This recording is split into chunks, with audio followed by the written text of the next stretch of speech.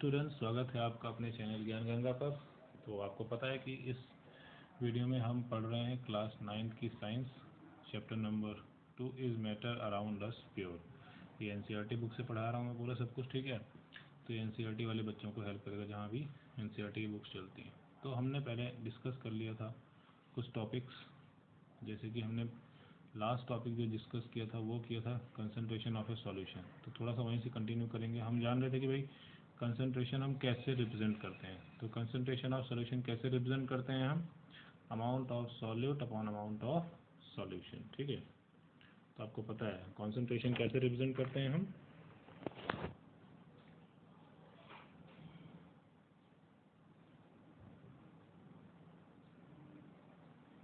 Concentration किसके बराबर है, amount of solute upon amount of solution, ठीक है। या amount of solute upon amount of solvent भी हो सकता है, ठीक है। तो इसके बाद हमने एक और चीज़ जानी है कि भाई और भी तरीके हैं एक्सप्रेस करने के कंसंट्रेशन ऑफ सॉल्यूशन। तो मेनली हम दो यूज़ करते हैं, मास बाय मास वाला एक। तो मास बाय मास वाला कंसंट्रेशन कैसे रिप्रेजेंट करता है, concentration equal to mass of solute upon mass of solution,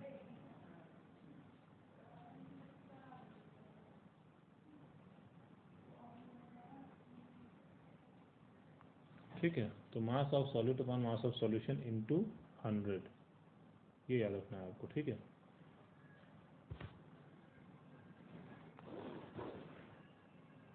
तो ये हमें याद रखना है कि मास of solute into mass of solution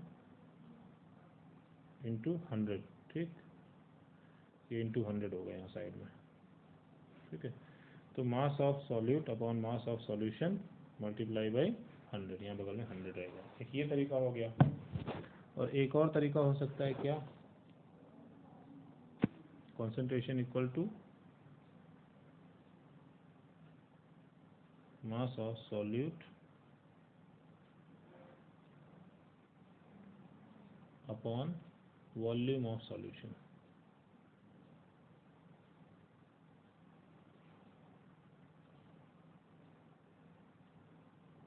into 100, ठीक है। एक ये तरीका हो सकता है। तो एक हो सकता है मास बाय मास और एक हो सकता है mass by volume percentage of a solution, ठीक है। तो इस तरह से भी कंसंट्रेशन हम रिप्रेजेंट करते हैं कि भाई मास ऑफ सॉल्यूट अपॉन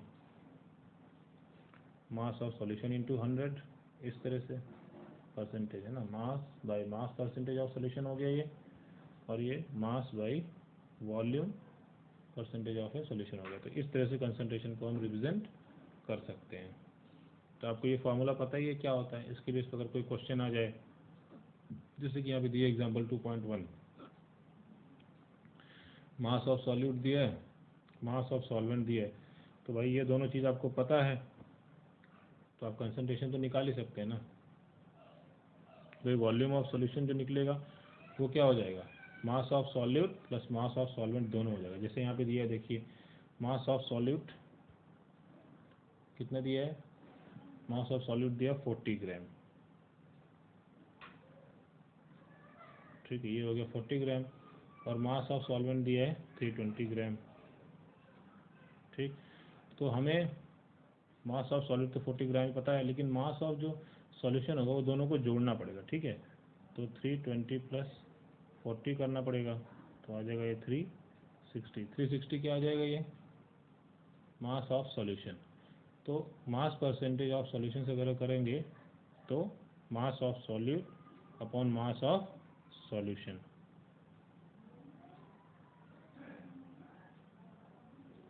तो क्या हो जाएगा 40/360 इंटू 100, इसलिए आपका आंसर आ जाएगा जो आया 11.1% आ गया। तो इस तरह से क्वेश्चन देखिए, बहुत आसान सा क्वेश्चन है। मास परसेंटेज ऑफ सॉल्यूशन आपको निकालना है, कंसंट्रेशन आपने निकाला है। एक्चुअली क्या है जो निकाला है हमने, ये कॉन्सेंट्रेशन है, याद रखिएगा। तो ये हमने मास परसेंटेज कॉन्सेंट्रेशन निकाल दिया, ठीक है। Mass percentage concentration of A solution इस तरह से आसानी से निकल जाएगा, ठीक। इसके बाद नेक्स्ट टॉपिक जो हम पढ़ने जा रहे हैं वो नया टॉपिक हमारा ये है सस्पेंशन के बारे में। तो सस्पेंशन क्या होता है ये जानते हैं हम, ठीक है। सस्पेंशन बहुत ही इम्पोर्टेंट टॉपिक है।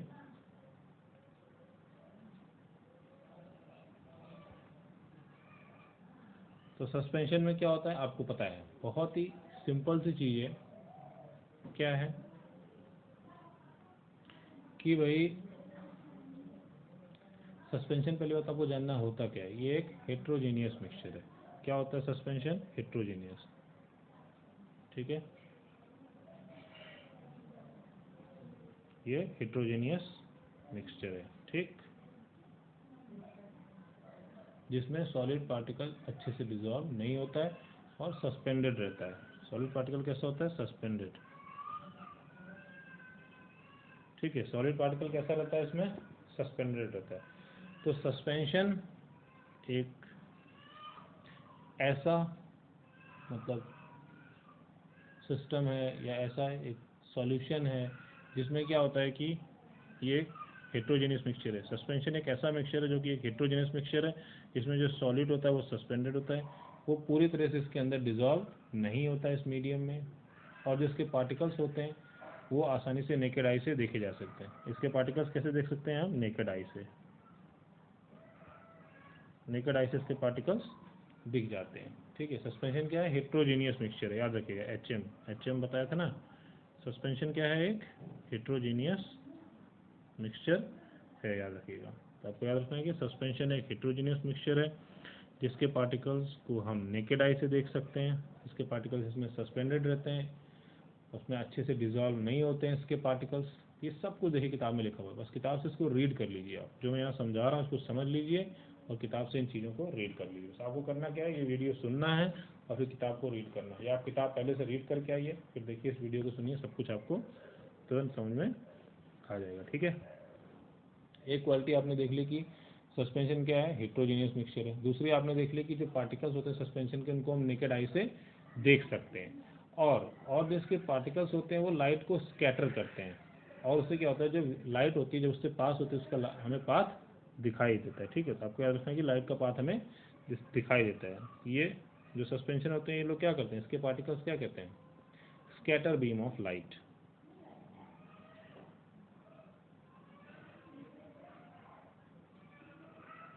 Scatter beam of light, right. तो आपको याद रखना है इसके पार्टिकल्स जो है बीम ऑफ लाइट को स्कैटर करते हैं, मतलब वो बीम ऑफ लाइट जो होती है उसको इधर उधर फैला देते हैं, जिसकी वजह से जो सॉल्यूशन होता है उसमें बीम ऑफ लाइट का जो पाथ होता है वो विजिबल होता है। जब लाइट को स्कैटर कर रहे हैं तो पाथ क्या हो जाएगा? विजिबल, मतलब दिखाई देगा। पाथ ऑफ लाइट कैसा होता है? विजिबल, ठीक है। पाथ ऑफ लाइट क्या हो जाता है? विजिबल। ये भी एक बहुत इंपॉर्टेंट चीज़ याद रखिएगा। स्कैटर करता है बीम ऑफ लाइट को, मतलब इधर उधर मोड़ देता है, और उसकी वजह से जो पाथ ऑफ लाइट होता है वो हमें विजिबल हो जाता है, ठीक। नेक्स्ट पॉइंट है जो सॉलिड पार्टिकल होता है वो सेटल डाउन हो जाता है जब सस्पेंशन को हम बिना छेड़छाड़ के रख देते हैं। इसका मतलब ये सस्पेंशन कैसा होता है? अनस्टेबल होता है, याद रखना। सस्पेंशन कैसा होता है? अनस्टेबल। सस्पेंशन कैसा होता है? अनस्टेबल होता है, और इनको सेपरेट किया जा सकता है फिल्ट्रेशन के द्वारा, ठीक है। सस्पेंशन कैसा होता है? अनस्टेबल होता है। क्यों? क्योंकि इसके जो पार्टिकल्स होते हैं, अगर थोड़ी देर के लिए हम सॉल्यूशन को बिना डिस्टर्ब के, मिक्सचर को बिना डिस्टर्ब के छोड़ दें, इसके पार्टिकल्स नीचे सेटल डाउन हो जाते हैं।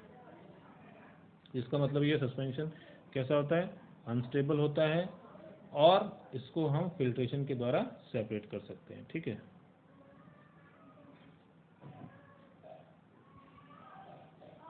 तो हम फिल्ट्रेशन के द्वारा इसको भी सेपरेट कर सकते हैं, ठीक है, याद रखिएगा। ये जो आपका सस्पेंशन है, सस्पेंशन ऐसा मिक्सचर है जो अनस्टेबल होता है। इसके पार्टिकल्स अगर इसको छेड़छाड़ ना किया जाए थोड़ी देर के लिए, इसके पार्टिकल्स सेटल डाउन हो जाते हैं, और इसके पार्टिकल्स को हम फिल्ट्रेशन के द्वारा हम इसको अलग कर सकते हैं, सेपरेट कर सकते हैं, ठीक है। पार्टिकल्स को फिल्ट्रेशन के द्वारा सेपरेट किया जाता है। ये हो गया दोस्तों सस्पेंशन। तो आई होप सस्पेंशन के सारे पॉइंट्स क्लियर हैं। बहुत ही सिंपल है। ये एक हेट्रोजेनियस मिक्सचर होता है और इसमें जो पार्टिकल्स होते हैं थोड़ा बड़े होते हैं, वो नेकेड आई से दिखते रहते हैं। इसके पार्टिकल्स इसमें पूरी तरह से डिजॉल्व नहीं होते हैं। अगर इसको थोड़ी देर के लिए बिना छेड़छाड़ के रख दिया जाए तो इसके पार्टिकल्स सेटल डाउन हो जाते हैं। और एक सस्पेंशन में जो पार्टिकल्स होते हैं इतने बड़े होते हैं कि लाइट को स्कैटर करते हैं, जिसकी वजह से लाइट का पाथ हमें इस सोल्यूशन से पास होता हुआ दिखाई देता है। लाइट का जो पाथ होता है, उसका जो रास्ता होता है, लाइट हमें इसमें से गुजरती हुई दिखाई देती है। और इसमें पार्टिकल्स इतने बड़े होते हैं कि इसको हम फिल्ट्रेशन के द्वारा अलग भी कर सकते हैं। तो ये पूरा हमारा हो गया सस्पेंशन। ठीक, एक मिक्सचर हो गया। दूसरा पढ़ेंगे what is a colloidal solution. बहुत इंपॉर्टेंट चीज़ हो गई अब कोलाइड या कोलाइडल सॉल्यूशन। ठीक है, COLLOIDAL कोलाइडल सॉल्यूशन। ठीक है, तो हम बात कर रहे हैं कोलाइडल सॉल्यूशन की। आप जानेंगे कि कोलाइडल सॉल्यूशन क्या होता है। देखिए ये भी बहुत आसान होता है। कोलाइडल सॉल्यूशन में क्या होता है, जो पार्टिकल्स होते हैं कोलाइड के वो यूनिफॉर्मली स्प्रेड होते हैं। पहली बात तो आपको याद रखना है, ये कैसे स्प्रेड होते हैं, यूनिफॉर्मली स्प्रेड। ठीक, तो कोलाइडल सॉल्यूशन भी एक और मिक्सचर है। इसमें जो पार्टिकल्स होते हैं यूनिफॉर्मली स्प्रेड होते हैं। इनका जो साइज होता है रिलेटिवली थोड़ा स्मॉल होता है। पार्टिकल्स का साइज कैसा होता है, स्मॉल होता है। इसको नेकेड आई से हम नहीं देख सकते हैं, यानी कि सस्पेंशन के कंपैरिजन में ये स्मॉल होता है कोलाइड का। ठीक है, तो कोलाइडल जो सॉल्यूशन होता है इसके जो पार्टिकल्स होते हैं वो सस्पेंशन के कंपैरिजन में तो स्मॉल होते हैं, लेकिन इनको हम नेकेड आई से देख नहीं सकते हैं। और ये एक्चुअली में कैसा मिक्सचर है, ये भी एक्चुअली HM है। HM मतलब हेट्रोजीनियस मिक्सचर, याद रखिएगा। तो जो कोलाइडल सॉल्यूशन है ये भी हेट्रोजीनियस मिक्सचर है, लेकिन इसके पार्टिकल्स विजिबल नहीं होते। इसका एक बहुत ही कॉमन सा एग्जांपल क्या है, मिल्क। मिल्क क्या है, हमारा एक कोलाइडल सॉल्यूशन है। ठीक है, इसके पार्टिकल्स को हम नेकेड आई से नहीं देख सकते हैं, लेकिन ये क्या करते हैं, स्कैटर कर सकता है बीम ऑफ लाइट को। याद रखिएगा, बीम ऑफ लाइट को स्कैटर कर सकता है। Scatter beam of light. ठीक है, तो याद रखिएगा ये बीम ऑफ लाइट को स्कैटर करते हैं। कौन, colloidal solution beam of light को स्कैटर करते हैं। और ये scattering of beam of light होता है, इसको बोलते क्या हैं, ये जो प्रोसेस को क्या बोलते हैं, इसको बोलते हैं Tyndall effect. TYNDALL, Tyndall effect, याद रखिएगा। तो जो टिंडल इफेक्ट है वो होता है scattering of beam of light due to some particles. ये साइंटिस्ट के नाम पर रखा गया है। ठीक है, तो आपको याद रखना है कि कोलाइडल जो होते हैं ये भी हेट्रोजीनियस मिक्सचर होते हैं, और इसमें पार्टिकल्स जो होते हैं यूनिफॉर्मली स्प्रेड होते हैं पूरे सॉल्यूशन में, लेकिन इनके जो पार्टिकल्स होते हैं इनका साइज जो होता है रिलेटिवली थोड़ा सा स्मॉल होता है एज कम्पेयर टू सस्पेंशन। यानी कि सस्पेंशन के पार्टिकल्स तो काफ़ी बड़े होते हैं, लेकिन जो कोलाइडल सॉल्यूशन होते हैं इनके जो पार्टिकल्स होते हैं वो थोड़े छोटे होते हैं। लेकिन ये छोटे होते हुए भी इतने बड़े तो होते हैं कि ये लाइट को स्कैटर करते हैं। और ये हेट्रोजीनियस मिक्सचर तो होते ही हैं, जैसे कि मिल्क हो गया आपका, दूध। और इसमें एक और चीज़ होती है, स्कैटरिंग ऑफ लाइट भी होती है। और पार्टिकल्स इतने छोटे तो होते हैं लेकिन ये नेकेड आई से नहीं दिखते हैं, लेकिन ये स्कैटरिंग ऑफ लाइट करते हैं। और इस स्कैटरिंग ऑफ लाइट को क्या बोलते हैं, टिंडल इफेक्ट। याद रखिएगा, सब किताब में लिखा हुआ, मैं कुछ अलग से नहीं बता रहा हूँ। ठीक है, बस आप ध्यान से सुन लीजिए, समझ लीजिए, फिर किताब में पढ़िए, देखिए, सब कुछ समझ में आ जाएगा। तो टिंडल इफेक्ट क्या होता है, स्कैटरिंग ऑफ लाइट। जो लाइट जो है उसका पाथ इधर उधर हो जाता है, जिसकी वजह से लाइट का पाथ हमें विजिबल हो जाता है, इसको बोलते हैं स्कैटरिंग ऑफ लाइट। ठीक है, तो ये हो गई हमारी स्कैटरिंग ऑफ लाइट। ठीक है, तो हमें याद रखना है कि भाई स्कैटरिंग ऑफ लाइट जो होती है वो उसी को बोलते हैं टिंडल इफेक्ट। और आपको एक चीज़ याद रखनी है कि जो टिंडल इफेक्ट है इसको हम कहाँ पे देख सकते हैं, जब एक रूम में कहीं कोने में छोटा सा अगर होल हो, उससे अगर कोई लाइट पास हो गया है तो वहाँ भी दिखता है। क्यों, क्योंकि देखिए रूम में जो डस्ट पार्टिकल होते हैं, जो डस्ट पार्टिकल होते हैं वो भी लाइट को स्कैटर करते हैं। ठीक है, तो लाइट की स्कैटरिंग की वजह से हमें अपने कमरे में भी अगर किसी कोने से छोटे से छेद से अगर लाइट आए तो छोटे जो डस्ट पार्टिकल्स होते हैं उन डस्ट पार्टिकल की वजह से भी स्कैटरिंग ऑफ लाइट होती है। ठीक है, ये डस्ट पार्टिकल की वजह से हो सकता है। तो डस्ट पार्टिकल की वजह से भी टिंडल इफेक्ट हो सकता है, याद रखिएगा, ठीक है। तो स्कैटरिंग ऑफ जो लाइट होती है वो टिंडल इफेक्ट होता है, जो कि किसकी वजह से होता है, डस्ट पार्टिकल की वजह से भी हमें अपने रूम में कहीं भी इधर उधर हमें देखने को मिल सकता है, ठीक है। तो डस्ट पार्टिकल जो होता है वो टिंडल इफेक्ट क्रिएट करता है, ठीक है। तो हमें ये ध्यान में रखना है कि ये एक रूम में अगर किसी छोटे से छेद से लाइट आ रही हो तो वहाँ भी हो सकता है, ठीक। और आपको एक चीज़ और याद रखना, जो टिंडल इफेक्ट होता है वो कहाँ भी देखने को मिल सकता है, हमें सनलाइट से भी देखने को मिल सकता है। कहाँ पे, जब जैसे पेड़ों के बीच से कोई लाइट आ रही हो किसी डेंस फॉरेस्ट में, घने फॉरेस्ट में, तो वहाँ पे भी मतलब जो बूंदें होती हैं, किसकी बूंदें, मिस्ट की बूंदें, यानी कि कोहरे की बूंदें होती हैं, पानी की बूंदें होती हैं, उसमें ड्रॉपलेट्स ऑफ वाटर होते हैं, ये भी एक पार्टिकल की तरह एक्ट करते हैं और एयर में डिस्पर्स रहते हैं एक कोलाइड की तरह। तो हम देख सकते हैं कि जंगल में जहाँ बहुत घने पेड़ होते हैं वहाँ भी हमें टिंडल इफेक्ट देखने को मिल सकता है। कहाँ पे, फॉरेस्ट में, ठीक है। तो फॉरेस्ट में भी हमें टिंडल इफेक्ट देखने को मिल सकता है, और वहाँ पर जो है क्या होता है कि ये वाटर ड्रॉपलेट्स की वजह से, डस्ट की वजह से, इन सारी चीज़ों की वजह से हम देखेंगे। अब देखिए पिक्चर बहुत अच्छा दिया है, द टिंडल इफेक्ट, ठीक है। अब किताब में बहुत अच्छा पिक्चर दिया है, तो आपने कभी देखा होगा पेड़ के बीच से जब लाइट आती है तो हमें एक बीम ऑफ लाइट सुंदर सी दिखती है, ऐसा लगता है कि हाँ कोई टॉर्च मार रहा है, ठीक है। तो वहाँ पे क्या होता है, वो डस्ट पार्टिकल्स होते हैं, वो टिंडल इफेक्ट क्रिएट करते हैं, जिसकी वजह से हमें ये सब कुछ दिखता है, ठीक है। तो ये होगा टिंडल इफेक्ट, आपको पता लग गया। अब प्रॉपर्टीज ऑफ कोलाइड जान लीजिए। अब बहुत ही सिंपल प्रॉपर्टीज हैं कोलाइड की, ठीक है। कोलाइड की क्या क्या प्रॉपर्टीज है वो जान लेते हैं जल्दी से। अब देखिए पहली प्रॉपर्टी होती है, ये एक हेट्रोजीनियस मिक्सचर होता है, आपको पता ही है, ठीक है। एक कोलाइड क्या होता है, एक हेट्रोजीनियस मिक्सचर होता है। इसकी पार्टिकल्स को हम नेकेड आई से नहीं देख सकते। पार्टिकल्स इतने बड़े तो होते हैं कि ये टिंडल इफेक्ट करें, लाइट को स्कैटर करें, लेकिन इनको हम नेकेड आई से नहीं दे सकते हैं, नॉट विजिबल, ठीक है। इसके पार्टिकल्स जो है विजिबल नहीं है, ठीक है। इसके जो पार्टिकल्स हैं वो विजिबल नहीं है, और हम, लेकिन इसके पार्टिकल्स इतने बड़े होते हैं कि ये क्या कर सकते हैं,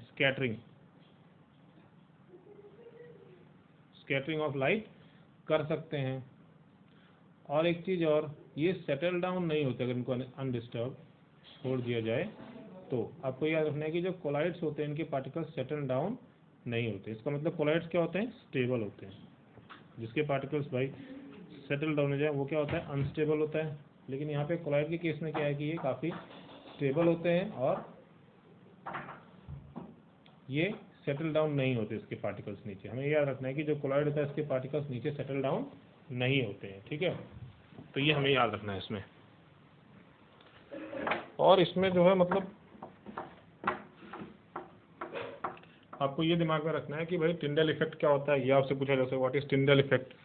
और आपसे ये भी पूछा जा सकता है कि भाई कोलाइड क्या होता है, सस्पेंशन क्या होता है, कोलाइड और सस्पेंशन में डिफरेंस क्या है, ये आपसे पूछा जा सकता है, ठीक है। तो ये सारी चीज़ें आपको इसमें याद रखनी है। तो इसमें अगर कोई डाउट हो तो आप मैसेज या कमेंट बॉक्स में पूछिएगा, ठीक है। और इसके बाद थोड़ा सा और देखिए इसमें बचा हुआ है कि भाई एक और पॉइंट है जो है कि भाई इनको सेपरेट नहीं कर सकते हम मिक्सचर से फिल्ट्रेशन के द्वारा। तो इनको हम फिल्ट्रेशन के द्वारा सेपरेट नहीं कर सकते, फिल्ट्रेशन के द्वारा सेपरेट नहीं कर सकते, ठीक है। तो इनको सेपरेट कैसे किया जा सकता है, एक स्पेशल टेक्निक होती है जिसको बोलते हैं सेंट्रीफ्यूगेशन, ठीक है।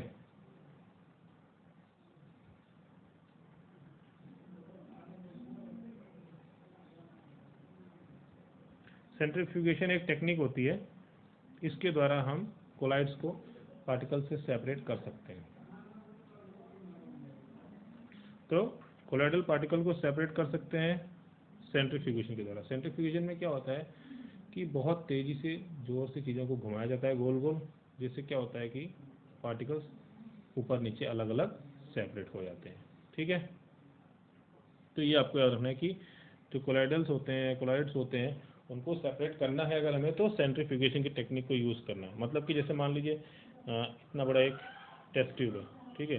तो इसको हम क्या करेंगे, गोल गोल घुमाएंगे, जब गोल गोल घुमाएंगे इसमें मान लो अगर कोई चीज़ है, कोई मिक्सचर है मान लो, ठीक है, तो सेंट्रीफ्यूगेशन के बाद क्या होगा, जब गोल गोल इसको घुमाएंगे इसे मान लो गोल गोल, तो क्या होगा, घुमाने की वजह से बहुत तेज़ी से घुमाएंगे जब, तो होगा क्या कि उसके बाद क्या होगा इसमें कि भाई ये वाली चीज़ यहाँ रह जाएगी, ठीक है, और ये जो ये वाली चीज़ है ये ऊपर आ जाएगी, ठीक। तो इसमें क्या होता है, एक दो लेयर जैसा कुछ बन जाएगा, एक चीज़ ऊपर की तरफ, एक चीज़ नीचे की तरफ। तो सेंट्रीफ्यूगेशन के द्वारा हम इस तरह की चीज़ों को अलग कर सकते हैं। तो सेंट्रीफ्यूगेशन टेक्निक किस में इस्तेमाल होती है, कोलाइड्स के लिए। कोलाइड्स को अगर हमें सेपरेट करना है तो हम सेंट्रीफ्यूगेशन टेक्निक का इस्तेमाल करते हैं, ठीक है। तो ये आप याद रखिएगा कि कोलाइड्स को अगर सेपरेट करना है तो सेंट्रीफ्यूगेशन टेक्निक इस्तेमाल में लाई जाती है। और देखिए दो कंपोनेंट्स होते हैं कोलाइडल सॉल्यूशन के। अगर हम कोलाइडल सॉल्यूशन की बात करें तो उसके दो कंपोनेंट होते हैं, एक होता है डिस्पर्स्ड फेज और दूसरा होता है डिस्पर्शन मीडियम। याद रखिएगा DISPERSED, डिस्पर्स्ड फेज और दूसरा है डिस्पर्शन मीडियम।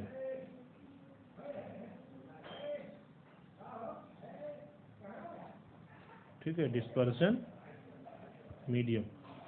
तो आपको पता होना चाहिए कि जो कोलाइडल सॉल्यूशन होता है इसमें दो कंपोनेंट होते हैं किसी भी सॉल्यूशन में, कोलाइडल सॉल्यूशन में मतलब खास करके जो कोलाइडल सॉल्यूशन है इसके दो कंपोनेंट, एक होता है डिस्पर्स्ड फेज और दूसरा होता है डिस्पर्शन मीडियम। अब होता क्या है, डिस्पर्स्ड फेज देखिए वो होता है जो सॉल्यूट जैसा होता है, ठीक है, यानी कि जो सॉल्यूट लाइक कंपोनेंट जो थोड़ा सा होगा, यानी कि आप कह सकते हो सिंपल वर्ड में जो सॉल्यूट होता है वो हमारा क्या होता है, डिस्पर्स्ड फेज होता है, और जो सॉल्वेंट होता है वो डिस्पर्शन मीडियम होता है, ठीक है। जिसमें ये डिस्पर्स फेज डिसॉल्व होगी, यानी कि जिस मीडियम में डिसॉल्व होगी उसको बोलेंगे डिस्पर्सिंग मीडियम। तो यानी कि सॉल्यूट जिसमें डिसॉल्व होगा उसको बोलेंगे डिस्पर्शन मीडियम, यानी कि सॉल्वेंट। तो आपको ये समझ लेना है कि डिस्पर्स फेज वो होता है जो सॉल्यूट जैसा होता है, यानी कि जिसको हम डिसॉल्व करेंगे, और डिस्पर्सन मीडियम वो होता है जिसमें हम डिसॉल्व करेंगे, यानी कि जैसे सॉल्यूट है तो सॉल्यूट को सॉल्वेंट में डिसॉल्व करेंगे तो सॉल्यूट क्या हो जाएगा, डिस्पर्स फेज हो जाएगा, और सॉल्वेंट क्या हो जाएगा, डिस्पर्सन मीडियम हो जाएगा। तो ये होता है हमारा कोलाइडल के केस में। कोलाइडल को कोलाइड्स जो होते हैं उनको हम उनके स्टेट के हिसाब से डिवाइड करते हैं, जैसे कि सॉलिड, लिक्विड और गैस, इसके हिसाब से उसको हम डिवाइड कर देते हैं, ठीक है। तो देखिए यहाँ पेज में बहुत अच्छा एग्जांपल यहाँ नीचे दिया हुआ है, तो आपको मेरे ख्याल से ये समझ में आ गया होगा। डिस्पर्स फेज क्या होता है, मतलब जिसको हम डिसॉल्व करते हैं, और डिस्पर्जन मीडियम क्या होता है, जिसमें हम डिसॉल्व करते हैं। जैसे मान लीजिए पानी और ये नमक, तो आप यहाँ समझ लीजिए, जैसे मान लीजिए ये नमक है,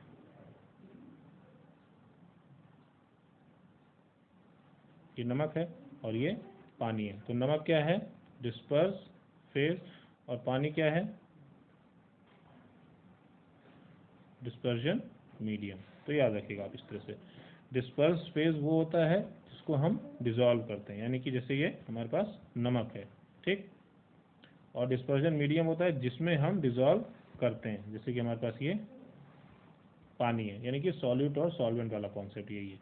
तो ये जो सॉल्यूट होता है उसको डिस्पर्स फेज बोलते हैं, जो सॉल्वेंट होता है उसको डिस्पर्जन मीडियम बोलते हैं। तो ये सॉल्यूट हो गया और ये सॉल्वेंट हो गया, ठीक है। तो ये हो गया हमारा कोलाइड्स में। इसके बाद देखिए बहुत अच्छा यहाँ पे एग्जाम्पल दिया हुआ है। क्या एग्जाम्पल दिया कि भाई कौन कौन क्या क्या है, डिस्पर्स फेज और डिस्पर्सिंग मीडियम। तो लिक्विड और गैस, अगर मान लो लिक्विड को हम गैस में डिसॉल्व करते हैं तो एरोजोल बनता है, जैसे फॉग, क्लाउड्स, मिस्ट, ये किसके एग्जांपल हैं, एरोजोल के। जैसे मान लीजिए सॉलिड है, उसको भी अगर हम गैस में डिसॉल्व कर रहे हैं तो भी एरोजोल बनता है, जैसे स्मोक, ऑटोमोबाइल एग्जॉस्ट हो गया। अब फोम बनता है, जैसे गैस है, गैस को हम किस में डिसॉल्व कर दें, लिक्विड में डिसॉल्व कर दें तो फोम बनता है। देखिए पूरी टेबल दी हुई है ये, ठीक है। तो अलग अलग देखिए चीज़ें यहाँ पे दिए हुए हैं, ये कोलॉइड्स की एग्जांपल है। तो आपको याद है कि कोलॉइड्स के एग्जांपल कौन कौन से हैं, तो आपको याद है ना कोलॉइड के एग्जांपल कौन कौन से हैं। एक तो एरोजोल हो गया, कोलॉइड्स के एग्जांपल में एक एरोजोल हो गया, दूसरा फोम हो गया, ठीक है। तीसरा इमल्शन हो गया,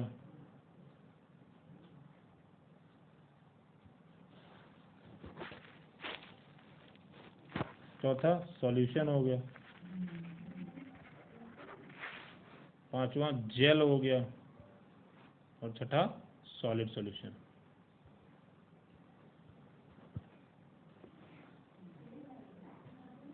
तो ये सारे क्या हैं, टाइप्स हैं, टाइप्स ऑफ कोलॉइड्स हैं। तो ये देखिए पेज नंबर 18 पे यहाँ पे बहुत अच्छा एक टेबल लिखा हुआ है, कॉमन एग्जांपल्स ऑफ कोलॉइड्स। तो ये आपको याद रखना है कि कौन कौन से कॉमन एग्जांपल्स होते हैं कोलॉइड्स के, ठीक है। तो आपने ये समझ लिया कि कोलॉइड्स में कितने टाइप हैं। एरोजोल क्या है, कोलॉइड है। फोम क्या है, कोलॉइड है। इमल्शन क्या है, कोलॉइड है। सॉल्यूशन क्या है, कोलॉइड है। जेल क्या है, कोलॉइड है। और सॉलिड सॉल्यूशन क्या है, कोलॉइड। सॉलिड सॉल्यूशन का मतलब क्या होता है, जब दो सॉलिड चीज़ों को हम मिला देते हैं, जैसे कि हमने एलॉय देखा था, दो सॉलिड चीज़ों को मिला दिया, कोई भी दो सॉलिड चीज़ों को मिला दो तो वो सॉलिड सॉल्यूशन होता है। और जेल क्या होता है, जब लिक्विड को हम सॉलिड में मिला देते हैं, यानी कि लिक्विड डिस्पर्स फेज होगा और सॉलिड डिस्पर्सिंग मीडियम होगा, तो वो जेल बन जाता है।